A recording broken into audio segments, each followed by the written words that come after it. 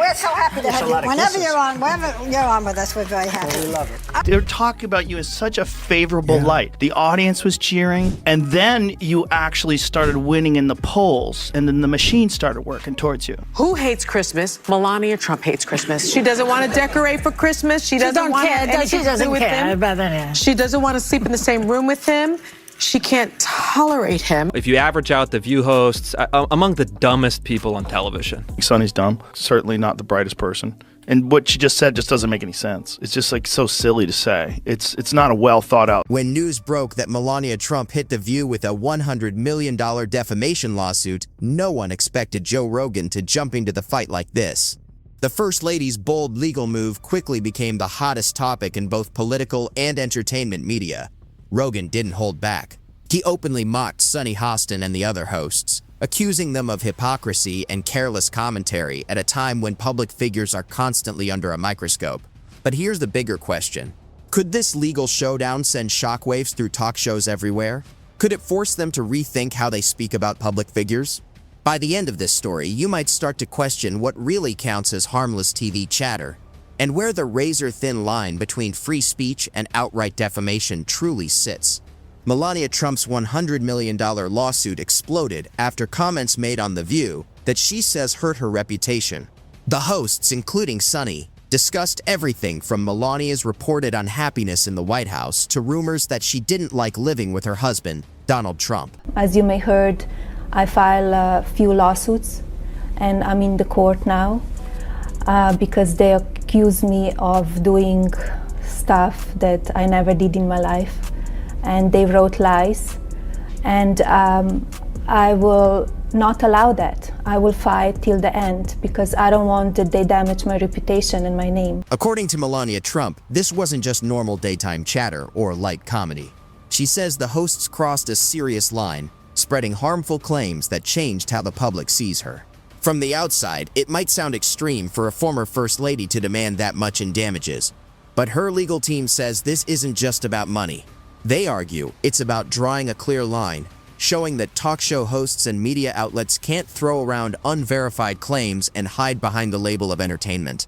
Her lawyers believe the remarks were so personal and so far out of bounds that a simple apology wouldn't be enough to repair the damage to her image. But that's not the full story. There's a bigger twist here, one that could impact how media outlets handle accountability in the future. So what exactly did the hosts of The View say that triggered such a strong reaction?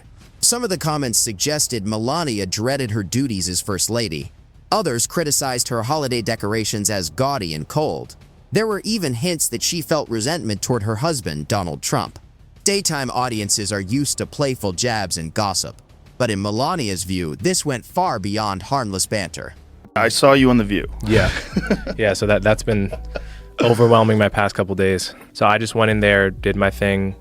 I had no idea what to expect. I didn't know who Sunny Hostin was. I actually still really don't know. So I wasn't expecting necessarily for her to kind of try to ambush me in that way and attack my character in that way. Well, it is the show that people love to hate. Yes, that's true. That's true. They get so much hate watching viral clips of them saying ridiculous things. I mean, yeah. it is a rabies-infested henhouse. A defamation lawsuit isn't simple. The statements in question have to be both false and damaging to someone's reputation. Melania Trump's legal team argues that the comments made about her painted her as cold, indifferent, and even disloyal, traits she strongly denies. Criticizing public figures is nothing new. It happens every day. But defamation law draws a clear line when criticism turns into claims that can seriously damage someone's public image. It's a legal tightrope. The hosts of The View might argue they were simply sharing opinions about a public figure, but if those opinions can't be backed up with real evidence, they could face serious trouble. The burden of proof in defamation cases is high, especially when the person involved is a public figure like Melania. Still, her decision to move forward shows she believes strongly in her case, and the controversy didn't go unnoticed. One very outspoken voice jumped in quickly, Joe Rogan. Rogan didn't hold back. He went straight after Sunny Hostin and the rest of the panel. He pointed out how the show once welcomed Donald Trump warmly, treating him like a friendly guest, only to shift into steady criticism once he stepped fully into the political arena. Allegedly, he was cheating while Melania was pregnant. That's not going to come in front of the jury, though. The judge has ruled that won't come up. We're on television now. And then after Melania gave birth to the baby, he found Stormy to strip around with, right? Yeah. It's like people should look at him and say, you know, what kind of an insecure jerk are you? You know what I mean? It's like, oh, my wife's pregnant. I'm not attracted to her big belly or something. And now she's paying attention to the baby and not me. I think she hates him. Yeah, well, yeah. Okay, so we can all That's a agree on given. that. I also think that she wants to take him out. She does not want to be the first lady anymore. In Joe Rogan's view, that shift wasn't just normal media whiplash. He called it flat-out hypocrisy. He didn't stop at pointing out inconsistency. Rogan used strong, colorful language, describing the View panel as a rabies-infested henhouse, suggesting they lean toward loud, unproven chatter meant for spectacle instead of serious discussion. He also criticized the way they talked about Melania Trump, saying there didn't seem to be much solid evidence behind the claims. In his opinion, personal speculation can quickly turn into real damage when it's broadcast to millions of viewers. For Rogan, this wasn't just about defending Melania. It was a bigger issue. He argued that many daytime talk shows thrive on controversy, often without enough accountability. One of the sharpest parts of his rant came when he brought up his own experience with Sunny Hostin. He recalled feeling blindsided during an interview with her, which only deepened his distrust of the show's approach. So why does Rogan's opinion carry weight here? Beyond his huge influence in podcasting and cultural commentary, his stance reflects a growing divide in how people view and judge the media. As he sees it, mainstream platforms may care more about pushing a narrative than having balanced, thoughtful debate. Still, there's another layer to this story: why Melania chose this moment to push back, and how it connects to the larger controversies surrounding the Trump family. One of the things I wanted to talk to you about, I wanted to play this, but we decided we shouldn't play it. We don't want anybody to have any sort of way to get it down. The episode of you when you're on The View, when you were running for president. Right. Donald Trump is a billionaire, a real estate mogul, and a television star. But does he really want to add President of the United States to his resume? A lot of people would like him to. You got introduced as our friend Donald Trump. Please, let's find out, and please welcome my friend, Donald Trump. That's right. Whoopi Goldberg gives you a big hug and a kiss. Joy Behar gives you a big hug. Barbara Walters gives you a big hug. They all loved you. We're so happy to have you. Whenever you're on with us, we're very happy. We love it. They're talking about you in such a favorable light. The audience was cheering, and then you actually started winning in the polls, and then the machine started working towards you. Joe Biden knows how to do this. Trump. Yeah. He tends to just... Since Donald Trump's presidency, the Trump family has been surrounded by controversy. Headlines about investigations, lawsuits, and personal drama have become almost routine. But this time, it's Melania Trump stepping into the spotlight. With an aggressive legal strategy, she's making waves in a way that's rare for her. Some see it as a direct response to the constant negative press that has followed the Trumps for years, while others think it's a calculated move to shift attention onto her. Any mention of the Trump name draws notice, and Melania's lawsuit lands amid other legal and political storms, fueling speculation that the family might be trying to steer the media narrative back in their favor. A $100 million defamation claim is hard to ignore, and it certainly grabs headlines. Still, this isn't just about controlling the story.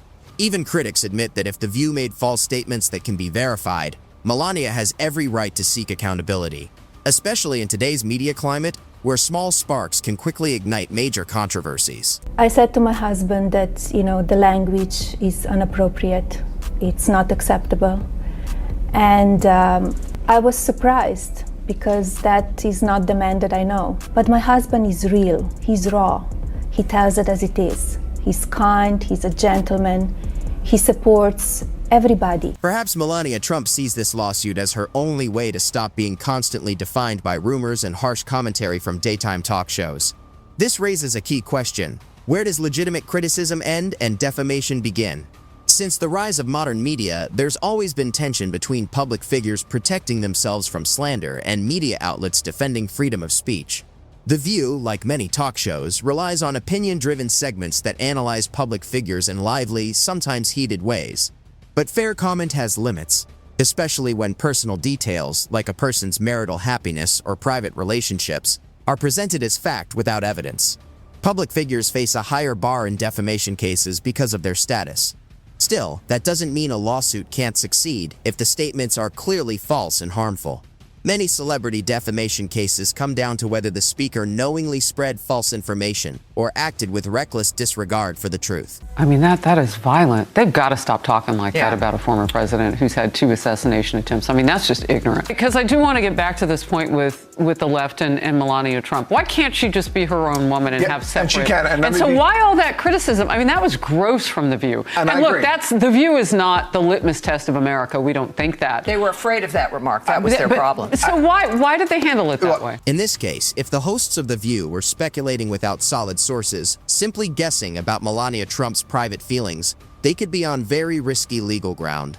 A successful lawsuit could create a chilling effect on entertainment commentary, forcing talk shows and podcasts to think twice before making bold statements about high-profile figures. Whether you view it as censorship or a long overdue check on reckless rumor-mongering, the potential consequences are significant. One of the biggest questions remains: if Melania Trump wins, how will daytime TV and media change? A victory could push talk shows of all kinds to operate with heightened caution. Scripts might be reviewed more carefully, and producers might insist on making a clearer distinction between opinion and fact. In a world where a casual remark could spark a 9-figure lawsuit, there's little room for careless speculation. But the other side of the coin is worth considering too. The balance between free speech and accountability will be tested like never before. Now, you know who has been bragging all over the campaign trail about how he's the one that overturned Roe v. Wade. But apparently, his wife has different thoughts on the reproductive rights after posting this video plugging her memoir.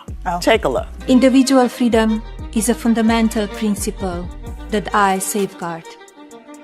Without a doubt, there is no room for compromise when it comes to this essential right that all women possess from birth: individual freedom. What does my body, my choice really mean?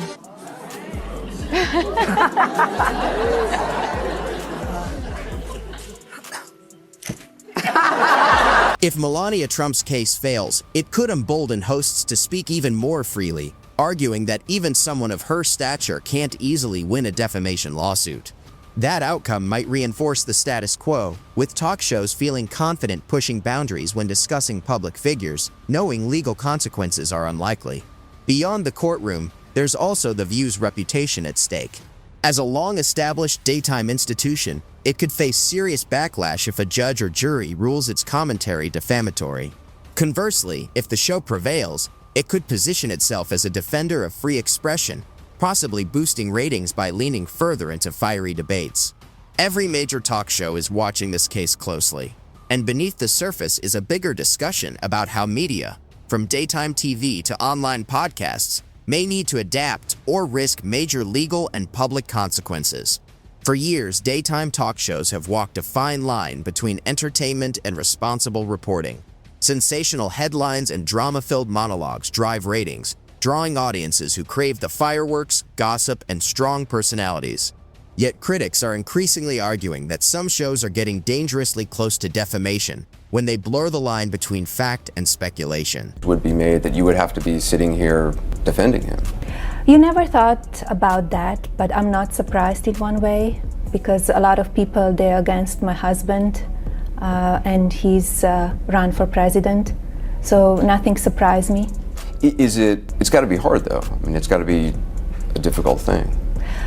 In one way, it's hard because press, it's very dishonest, and it's a lot of lies that they've written also about me as my husband. And you need to defend yourself all the time. Melania Trump's lawsuit against The View could be the spark that forces daytime programs to confront the real consequences of public mockery in the age of viral sound bites. A single offhand comment can circle the globe in seconds, often stripped of context or nuance. To maintain credibility, hosts might have to rethink using broad, unverified claims to describe public figures.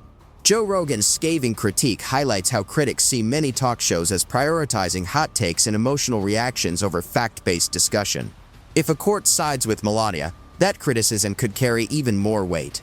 Whether it results in genuine accountability or just fuels even more sensationalism to chase ratings remains uncertain. As this drama unfolds, the stakes are clear. This lawsuit isn't just about defending Melania's reputation. It could reshape how media personalities handle sensitive topics in front of millions of viewers. What started as a few blunt remarks on daytime TV has escalated into a $100 million defamation case that could challenge the norms of media commentary. At the center of it all is Melania Trump and The View's personal accusations. If she loses, outlets like The View could feel emboldened to push the envelope, arguing that strong opinions about public figures are protected under free speech. So where do you stand? Should high-profile commentators face legal limits when their words cross a line? Or is unrestricted dialogue, no matter how harsh, worth preserving? One thing is certain. This case is shining a spotlight on the delicate balance between free speech and responsible reporting, and its outcome could shape how media outlets handle controversies for years to come.